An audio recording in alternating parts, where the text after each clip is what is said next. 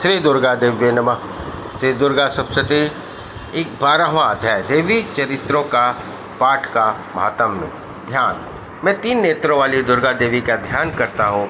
उनके श्री अंगों की प्रभा बिजली के समान है। वे सिंहों के कंधों पर बैठी हुई भयंकर प्रतीत होती हैं। हाथों में तलवार और ढाल लिए अनेक कन्याएं जिनकी सेवा में खड़ी हैं। वे अपने हाथों में चक्र, गदा, तलवार, ढाल, बाण, धनुष, पाश, तर्जनी मुद्रा धारण किए हुए हैं। उनका स्वरूप अभिप्राय है। वे माथे पर चंद्रमा का मुकुट धारण करती हैं। देवी बोली, देवताओं, जो एकाग्रचित होकर प्रतिदिन इन स्तुतियों से मेरा स्तवन करेगा, उसकी सारी बाधा मैं निश्चय ही दूर कर दूंगी। जो मैं मधुकैटभ का नाश, महिषासुर का वध और शुंभ का संहार का प्रसंग का पाठ करेंगे, अथवा अष्टमी, चतुर्दशी, नवमी को भी एकाग्रचित होकर जो भक्तिपूर्वक मेरे उत्तम महात्म्य का श्रवण करेंगे, उन्हें कोई पाप छू नहीं सकेगा। उन पर पाप जनित आपत्तियाँ भी नहीं आएंगी। उनके घर में कभी दरिद्रता नहीं होगी और उनको कभी प्रेमी जनों के विक्षोभ का कष्ट भी नहीं होगा। इतना ही नहीं, उन्हें शत्रु के, लुटेरों से, राजा से, शास्त्र से, अग्नि से, जल की राशि से भी कभी भय नहीं होगा। इसलिए सबको एकाग्रचित होकर भक्तिपूर्वक मेरे इस महात्म्य का सदा पाठ पढ़ना या सुनना चाहिए। यह परम कल्याणकारक है। मेरा महात्म्य महामारी जनित समस्त उपद्रवों, आध्यात्मिक आदि तीनों प्रकार के उत्पातों को शांत करने वाला है। जिस मंदिर में प्रतिदिन विधि पूर्वक मेरे इस महात्म्य का पाठ किया जाता है, उस स्थान को मैं कभी नहीं छोड़ती। वहाँ सदा ही मेरा सन्निधान बना रहता है। बलिदान, पूजा, होम, महोत्सव के अवसरों पर मेरे इस चरित्र का पूरा पाठ और श्रवण करना चाहिए। ऐसा करने पर मनुष्य विधि को जानकर या बिना जाने भी मेरे लिए जो बलि, पूजा और होम आदि करेगा, उसे बड़ी प्रसन्नता के साथ में ग्रहण करूँगी। शरत काल में जो वार्षिक महापूजा होती है, उस अवसर पर जो मेरे इस महात्म्य को भक्तिपूर्वक सुनेगा, वह मनुष्य मेरे प्रसाद से सब बाधाओं से मुक्त तथा धन, धान्य और पुत्र से संपन्न होगा। इसमें तनिक भी संदेह नहीं है। मेरे इस महात्म्य, मेरे प्रादुर्भाव की सुंदर कथाएं, युद्ध में किए हुए मेरे पराक्रम सुनने से मनुष्य निर्भय हो जाता है। मेरे महात्म्य का श्रवण करने वाले पुरुषों के शत्रु नष्ट हो जाते हैं। उन्हें कल्याण की प्राप्ति होती है तथा उनका कुल आनंदित रहता है। सर्वत्र शांति, कर्म में बुरे स्वप्न दिखाई देने पर तथा ग्रह जनित भयंकर पीड़ा उपस्थित होने पर मेरा महात्म्य श्रवण करना चाहिए।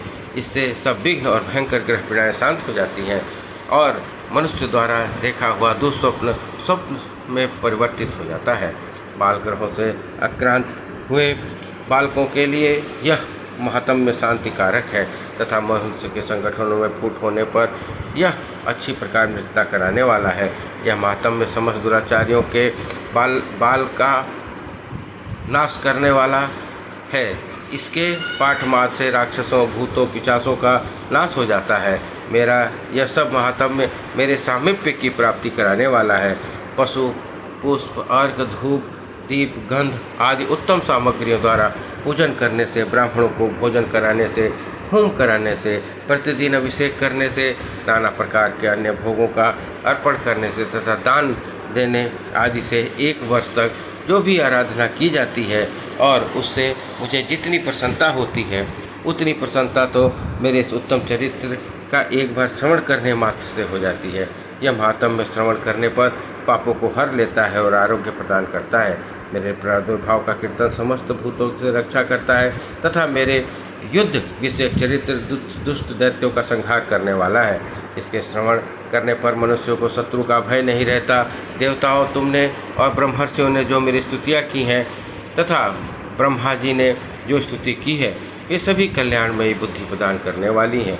वन में, सूने मार्ग में अथवा दावानल में से घिरे हो जाने पर, निर्जन स्थान में लुटेरों के दाव में पड़ जाने पर, शत्रुओं के से पकड़े जाने पर अथवा जंगल में सिंह, व्याघ्र, जंगली हाथियों का पीछा करने पर, कुपित राजा के आदेश से वध या बंधन के स्थान में ले जाए जाने पर अथवा महासागर में नाव पर बैठने के बाद भारी तूफान के नाव के डगमग होने पर, अत्यंत भयंकर युद्ध में शस्त्रों का प्रहार होने पर अथवा वेदना से पीड़ित होने पर कि बहुना सभी भयानक बाधाओं के उपस्थित होने पर जो मेरे इस चरित्र का स्मरण करता है, वह मनुष्य संकट से मुक्त हो जाता है। मेरे प्रभाव से सिंह आदि हिंसक जंतु नष्ट हो जाते हैं तथा लुटेर और शत्रु भी मेरे चरित्र का स्मरण करने वाले पुरुष को दूर भागते हैं।